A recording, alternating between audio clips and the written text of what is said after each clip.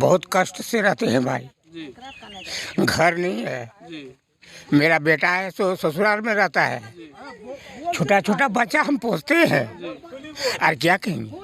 जी मेरा नाम नंदकिशोर तुरी है। ग्राम पंचायत पथरडा, प्रखंड सारठ, जिला देवघर से मैं मुखिया पद का प्रत्याशी हूँ। जी किस मुद्दे को लेकर जा रहे हैं जनता के बीच आज?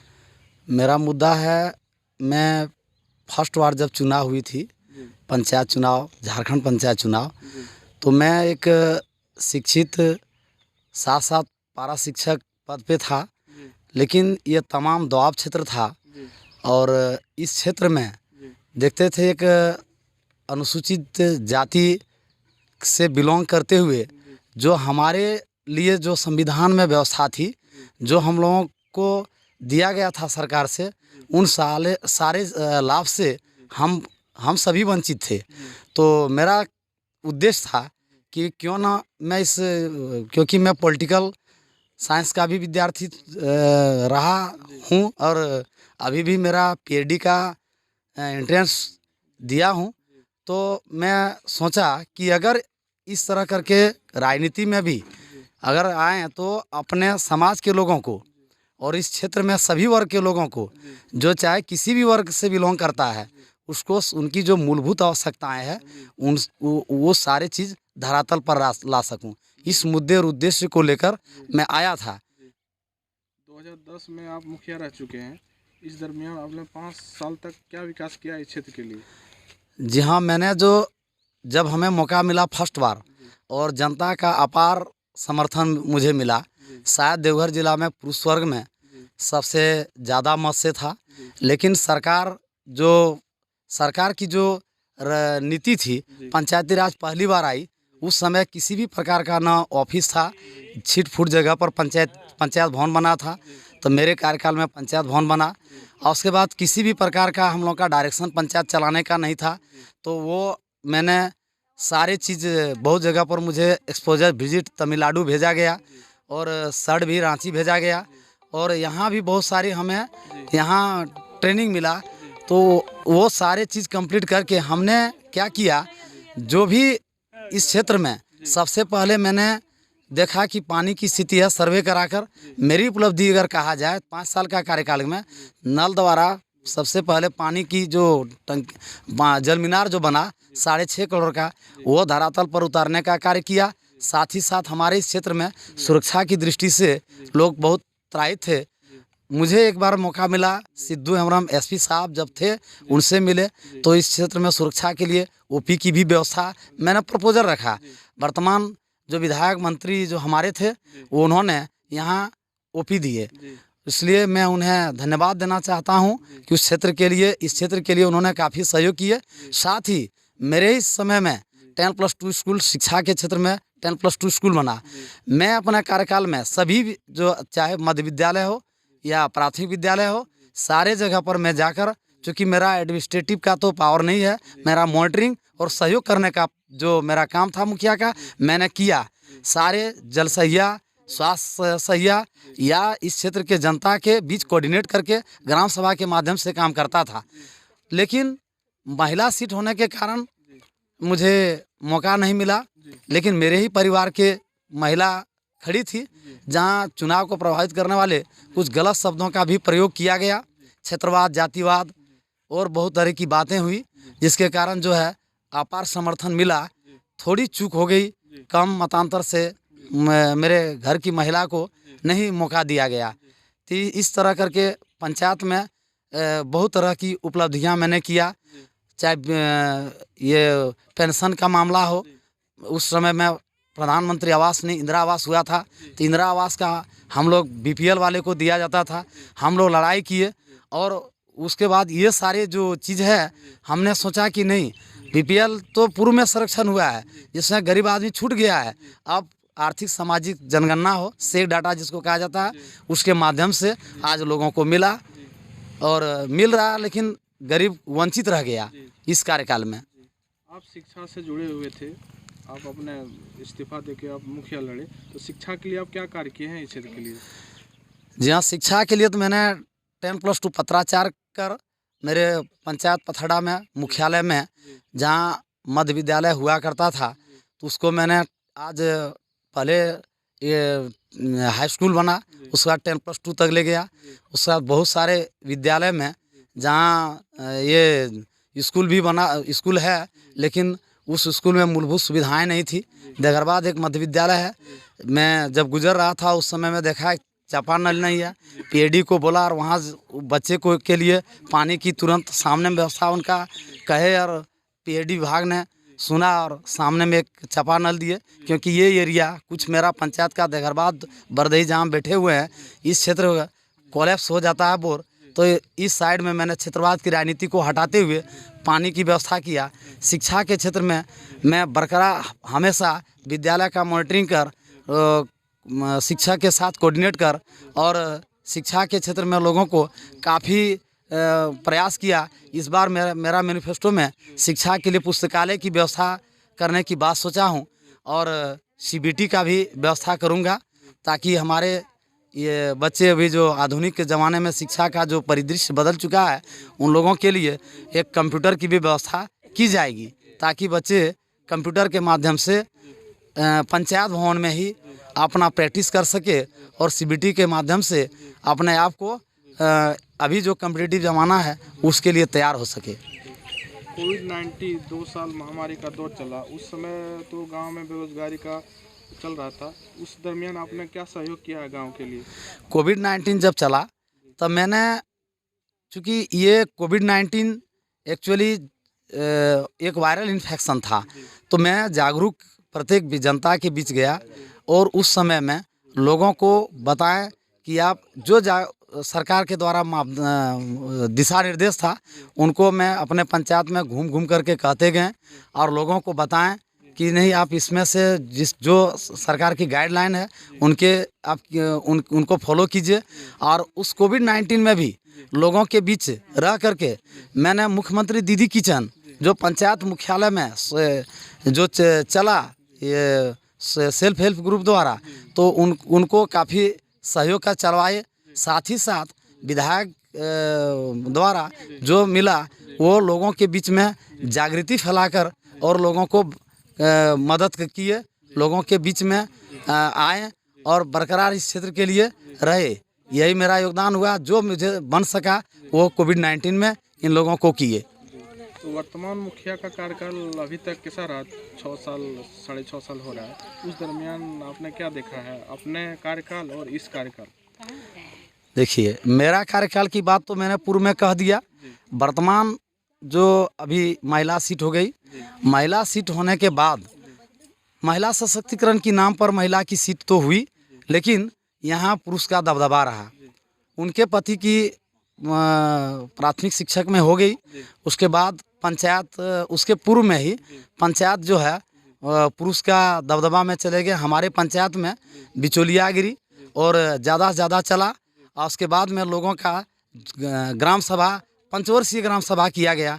जो हमारे पंचायती एक्ट में सामान्य ग्राम सभा और विशेष ग्राम सभा हुआ करती है, तो सामान्य और विशेष ग्राम सभा, जो कि सामान्य ग्राम सभा 4 महीना में होती है, और विशेष ग्राम सभा जब ज़रूरत पड़ता है विशेष काम के लिए किया जाता है। लेकिन हमें न लगता है कि ये सब सामान्य ग्राम सभा किया, और काम जो है जनता की, जो भी लोगों ने काम किया, जनता की भागीदारी न के बराबर हुई। ग्राम सभा की कोई कॉपी में किया गया, आज तक ये सब कोई रिकॉर्डेड फोटो नहीं दिखा सकता है कि मैंने ग्राम सभा किया है। उसके बाद प्रधानमंत्री आवास योजना में लोगों को, आजकल तो नेट बैंकिंग की माध्यम है, लेकिन लोगों को क्या किया मैंने इस कार्यकाल में देखा, जो कि बहुत गलत है। ये इस क्षेत्र में बैंकिंग व्यवस्था है नहीं, तो ये लोग मोरफो के माध्यम से जनता को स्टाम्प लिया, ये फिंगरप्रिंट लिया, और निकासी मनमाने ढंग से करके आज तमाम अगर क्षेत्र को देखा जाए तो आज आधा अधूरा अभी प्रधानमंत्री आवास योजना पूर्ण नहीं हुआ है, जीर्ण शीर्ण अवस्था में पड़ा हुआ है। साथ ही लोगों को जो है, जो अंतिम व्यक्ति पंचायती राज में स्वशासन का जो लाभ है जनता के बीच अंतिम व्यक्ति को पहुंचना चाहिए, बहुत सारे अंतिम व्यक्ति छूट गया। और मैंने देखा कि कुआं में डबा, डबा में डबा, उसके बाद तालाब में डबा, इस तरह करके हुआ। साथ ही साथ अगर यहाँ हुआ है स्थल चयन, तो चेक स्लिप यहाँ का बना हुआ है, योजना कहीं दूसरे जगह का बन गया है। अगर इस क्षेत्र में हमको न लगता बड़ी पदाधिकारी कभी इस क्षेत्र में घूमे और न योजना का धरातल पर जाके देखे कि क्या स्थिति है। ये सारे चीज़ देखा गया। साथ ही साथ जल मीनार आप देखें सारे बंद पड़ा हुआ है, स्ट्रीट लाइट देखें सारे बंद पड़ा हुआ है। इसका न मेंटेन किया गया और न किसी प्रकार शिक्षा का क्षेत्र में नाकाम है। ये स्वास्थ्य के क्षेत्र में भी नाकाम। दो मेरा स्वास्थ्य उपकेंद्र, एक बरदेही में एक पथड़ा में, दोनों स्वास्थ्य उपकेंद्र का स्थिति जर्जर है। यहाँ किसी प्रकार का किसी कर्मचारी के साथ कोऑर्डिनेट नहीं की गई। इस प्रकार इनका कार्यकाल हमको लगता है कि जनता के सामने में नाकाम है, फ्लॉप कर चुकी है, जिसके कारण वर्तमान मुखिया जो पद पे रहते हुए हमन पूर्ण रूप से जनता नकार चुकी है। और आने वाले 27 तारीख को वो अपना मत से उनको पता चल जाएगा कि जनता के बीच वो कितना थी। कभी पंचायत में वो बैठी तक नहीं।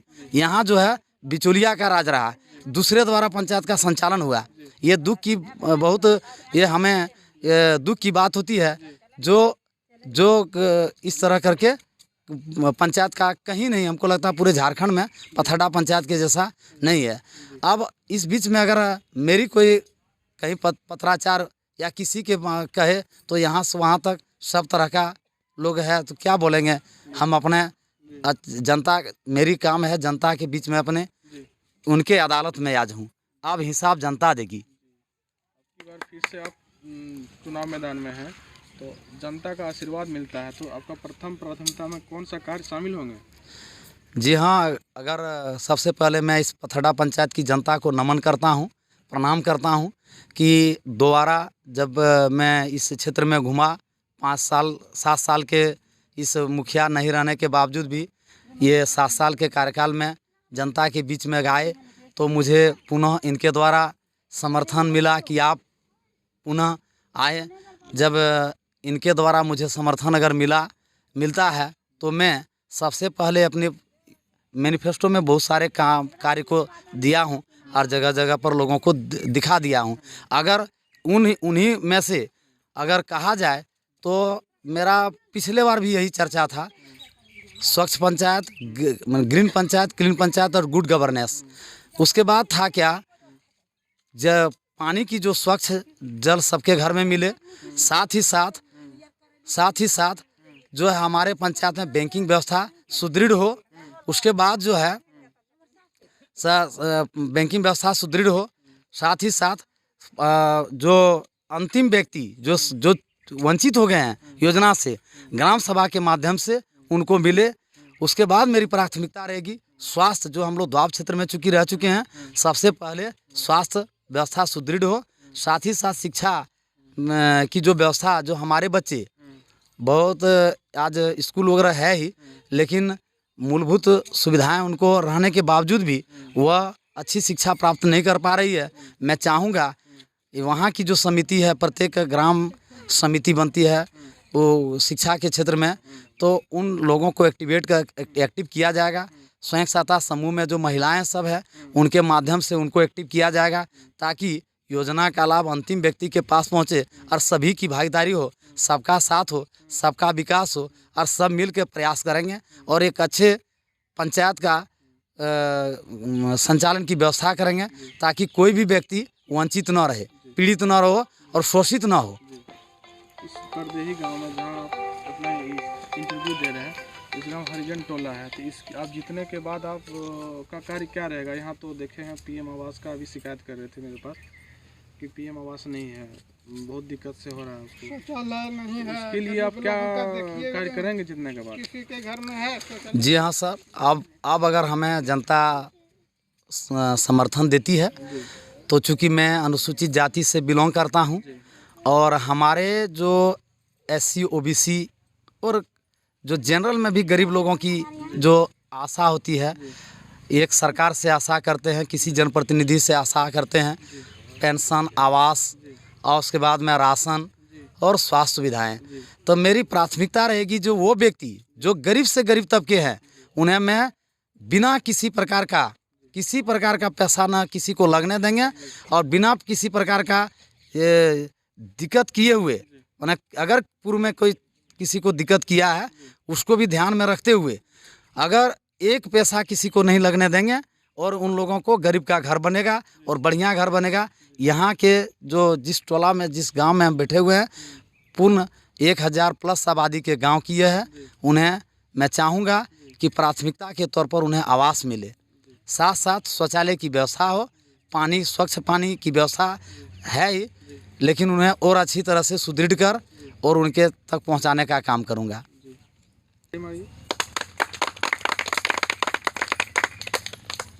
अब जनता को क्या संदेश देना चाहेंगे, इस क्षेत्र की जनता को? मैं इस क्षेत्र की जनता को नमन करता हूं और मेरा प्रणाम है कि उन लोगों के बीच अपार समर्थन मुझे दिखता मिल रहा है। मैं जनता से अपील करता हूं कि आने वाले 27 तारीख को मुझे अपार समर्थन करे, मुझे ज़्यादा से ज़्यादा वो समर्थन दे, जिसके कारण मैं उनके बीच में एक ऐसे जनप्रतिनिधि बन के आऊँ कि इनकी जो मूलभूत जो सुविधाएं होनी चाहिए वो इनके अक्षरशः मैं जो अपना मैनिफेस्टो में दिया हूँ उसको अक्षरशः पालन करूँगा और सरकार की जो सारी योजनाएं हैं वो मैं धरातल पर मैं दिल से और कर्म से और जो जिस प्रकार मैं अपने बैनर में भी दिया हूँ शिक्षित, कर्मठ, जुझारू, वो पूरा करके दिखाऊंगा ताकि मैं लगे इन लोगों को लगे कि जिस जनप्रतिनिधि को मैं चुन चुका हूँ एक अच्छे सेवक इनका बनकर मैं इनके बीच वो सारी योजनाएं जिनसे ये वंचित हो गए हैं उनको धरातल पर मैं लाने का काम करूँगा। ये मेरा जनता से अपील है। जी, अपना नाम बताइए और किस गांव से? रामधन महाराज जी। बहुत कष्ट से रहते हैं भाई जी। घर नहीं है जी। मेरा बेटा है सो ससुराल में रहता है, छोटा छोटा बच्चा हम पोसते हैं और क्या कहेंगे, यही काफ़ी है। जी, घर नहीं है? घर नहीं, जा करके देखिए, मुखिया देख लिया तो मांग किए थे ना मुखिया जी से? मुखिया जी से मांग किए हैं तो कहाँ कुछ भी मिलवे नहीं किया है। क्या बोले मुखिया जी? बोले पैसे नहीं है फोन में तो यही नहीं है वही नहीं है, ऐसे करके बका दिया। अच्छा, उधर चला जाता है। क्या नाम है आपका और किस गांव से आप हैं? बरदही गांव है जी। शक्ति महाराज नाम है। जी, बताइए इस बार पंचायत चुनाव में किसको मौका देने जा रहे हैं? यही संजय तुरी को मौका देने जा रहे हैं। के लिए इस क्षेत्र के लिए क्या किया है? हमको पेंशन यही करा दिया है। अच्छा, जो हमको किया है हम सच बोल रहे हैं। विमला देवी नाम, हाँ बरदही गाँव। हाँ, बोलिए समस्या क्या है? और समस्या यह है घर ने छ, पानी व्यवस्था ने छ। इस बार नाम बताइए और किस गांव से यहाँ पे? बेबी देवी नाम, बरदही गांव से। जी, बताइए। हम लोग यही चाहते हैं कि इस बार मुखिया नंद किशोर तुरी को बनाने जा रहे हैं, वो मुखिया से अनुरोध करते हैं कि जो हम लोग का मांग है सो मांग पूरा करे। शौचालय, आवास, पेंशन जिसका जिसका नहीं है उन लोगों को देना अनिवार्य है। जी। राशन कार्ड जिसका नहीं है, हम लोग का गिरा हुआ घर है, घर के वजह से चोरी हो गया है, घर का वजह से बैल मर रहा है, उन मतलब वो सब मांग को पूरा करना है। होगा लो। देखिए, क्या नाम है और किस गांव से है? मेरा नाम है काशी महारा, बरदही गांव का है। जी। तो ये 5-6 साल के दरमियान में हम लोग को सरकारी लाभ कुछ और नहीं मिला है। जी। हाँ, एक तो कॉलोनी मिला है। जी।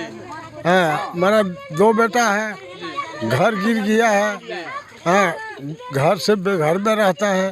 हाँ, यही सब चाहते हैं जो अगर यदि सरकारी लाभ मिले, बाल बच्चा सुखी रहे, वृद्धा पेंशन, मान लीजिए ये सबको कार्ड नहीं है, राशन कार्ड नहीं है, मेरे ही कार्ड पर बाल बच्चा को पोषण करते हैं।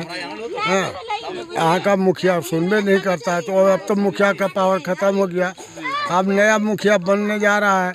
अब यही मुखिया का विचार जो करेगा नहीं करेगा। हाँ हाँ, एक कॉलोनी मेरा दिया है तो आधा कॉलोनी बनाए, आधा नहीं बन चुका है मार्फत से। हाँ,